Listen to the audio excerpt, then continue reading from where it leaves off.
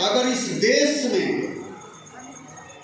कोई महापुरुषों के सपनों के लिए संघर्ष कर रहा है, कोई इस देश में गुलाम समाज, लाचार समाज को शासक बनाने की लड़ाई लड़ रहा है, तो वह लड़ाई कोई और नहीं लड़ रहा है। वह लड़ाई वर्तमान में अगर कोई लड़ रहा है तो बहुजन समाज पार्टी की राष्ट्रीय अध्यक्ष बहन कुमारी मायावती जी लड़ रही हैं। हम आपसे रिक्वेस्ट करेंगे कि आप लोग बहन कुमारी मायावती जी के निर्देश पे, उनकी गाइडलाइन पे इस आंदोलन को आगे बढ़ाएंगे।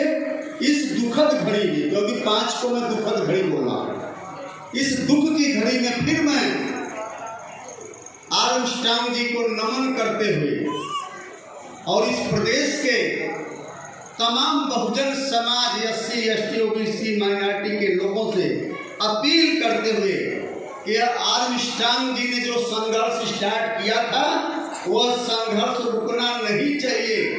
इस संघर्ष के रास्ते में अगर उनका परिवार भी आ जाए तो भी आप लोगों को आर्मस्ट्रांग के और BSP के संघर्ष को आगे बढ़ाना है। इन्हीं सब बातों के साथ मैं अपनी बात को यही विराम देता हूँ। जय भीम, जय भारत, जय बहुजन समाज, खुदा हाफिज, जय कांसी। கடந்த ஜூலை 5 அன்று ஆம்ஸ்ட்ராங்குடைய அந்த இறுதி மரியாதையில தேசிய தலைவர் பகன்குமாரி மாயாவதி அவர்கள் நேரடியாக சென்னைக்கு வந்து இந்த இறுதி அடக்கத்தில் ஆம்ஸ்ட்ராங் அவருடைய மனைவி கிட்ட நேரடியாக பேசினாங்க. என்னுடைய குழந்தை மாதிரி, நீ உன் கூட நான் இருக்கேன், உனக்கு பக்கபலமாக இருக்கேன், கவலைப்படாத அப்படின்னு சொல்லிட்டு பேசினாங்க. நேரடியாகவே நம்முடைய தேசிய தலைவி மாயாவதி அவர்கள் ஆம்ஸ்ட்ராங் அவருடைய மனைவி கிட்ட உனக்கு என்ன வேணும் சொல்லு, இந்த இயக்கத்தை நீ நடத்துறியா அப்படின்னு கேட்கும்போது, இல்லை இல்லை நான் குழந்தையை பார்த்துக்கணும், என்னால் இந்த இயக்கத்தை முன்னெடுக்க முடியாது, அதனால தொடர்ச்சியாக இதை முன்னெடுக்கிறதுக்கு ஆனந்தன் அவர்களுக்கு மாநில தலைவர் நான் கொடுங்க அப்படின்னு சொல்லிட்டு ஆம்ஸ்ட்ராங் அவருடைய மனைவி தான் பகன்குமாரி மாயாவதி அவர்கள் இடத்துல ஆனந்தன் அவர்களை நீங்கள் தலைவராக நியமிக்கணும்னு சொன்னாங்க. அதன் அடிப்படையில் பகன்குமாரி மாயாவதி அவர்கள் ஆனந்தன் அவர்களை மாநில தலைவராக அறிவிச்சாங்க. அறிவிச்ச நாள்ல இருந்து இன்னைக்கு வரைக்கும் பல தருணங்களில் மிகச்சிறப்பா அவர் பகுஜன் சமாஜ் கட்சி பணியை தொடர்ந்து செஞ்சுட்டு வராரு. அது மாத்திரமல்ல, நம்முடைய ஆம்ஸ்ட்ராங் அவர்களுடைய மொத்த குடும்பமும் இன்னைக்கு ஆனந்தன் அவர்களுக்கு பின்னாடி நின்று இந்த பகுஜன் சமாஜ் கட்சியோட இணைந்து பணியாற்றுறாங்க. ஸோ அது ரொம்ப முக்கியமான விஷயம். ஸோ எனவே இந்த நினைவு நாளில் நாம் எல்லாரும் இணைந்து மிகப்பெரிய அளவில் இந்த பகுஜன் மூவ்மெண்ட்டை, பகுஜன் சமாஜ் கட்சியை முன்னெடுத்து குறைந்தபட்சம் பெரும்பான்மை மக்களை ஒருங்கிணைச்சு தமிழ்நாட்டில் ஒரு மிகப்பெரிய அரசியல் சக்தியா பகுஜன் சமாஜ் கட்சி வளரணும் அப்படின்னு சொல்லிட்டு நம்முடைய பகன்குமாரி மாயாவதி அவர்களுடைய ஆசையாகவும் நம்பிக்கையாகவும் இருக்கு. அதை நீங்க நிறைவேற்றுவீங்கன்னு நினைக்கிறேன். இந்த நினைவேந்தல் நிகழ்ச்சியில நாம அதை ஒரு கடமையாகவும் பொறுப்பாகவும் அதை நாம இன்னைக்கு உறுதிமொழியாகவும் எடுத்துக்குவோம். பகுஜன் சமாஜ் கட்சியை ஒரு வளமான கட்சியா தமிழ்நாட்டில் உருவாக்குறதுக்கு நீங்க அனைவரும் கடுமையா பாடுபடுவீங்க என்று இந்த நாளில் வேண்டி கேட்டுக்கிறேன். என்னுடைய நினைவேந்தலை செலுத்தி விடப்படுகிறேன். ஜெய் பீம், ஜெய் பாரத், ஜெய் கன்சிடா. மிக சிறப்பான உரையை நம்முடைய தேசிய ஒருங்கிணைப்பாளர்கள் வழங்கியிருக்கிறார்கள்.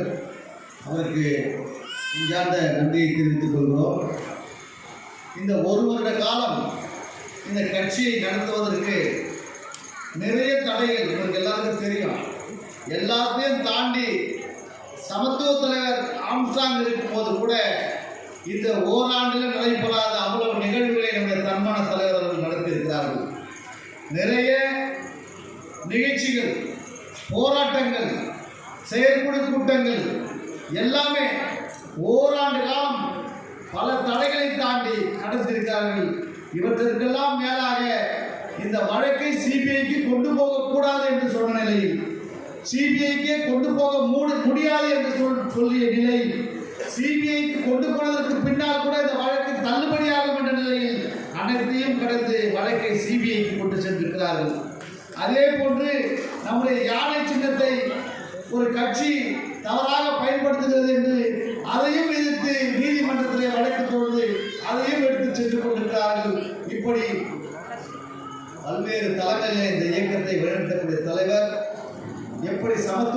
அவர்கள் இந்த இயக்கத்தை பார்த்து பார்த்து ஒவ்வொரு நிர்வாகம் செய்வாரோ அதுபோல, அது மட்டுமல்ல சகோதரர்களே, ஓராண்டு காலமாக இந்த கட்சியை இயக்குவதற்கு இந்த நிகழ்ச்சி உட்பட, இந்த அரங்கத்துடைய செலவு உட்பட, இங்கே காலையிலிருந்து இரவு வரை அனைவருக்கும் உணவு வழங்குவது உட்பட பார்த்து பார்த்து அவருடைய சொந்த செலவிலே தன்னுடைய வருமானத்திலே வழக்கறிஞர் தொழிலை சம்பாதிக்கக்கூடிய அவர் லட்சக்கணக்கான பணங்களை இந்த கட்சிக்கு அர்ப்பணித்துக் கொண்டிருக்கிறார்.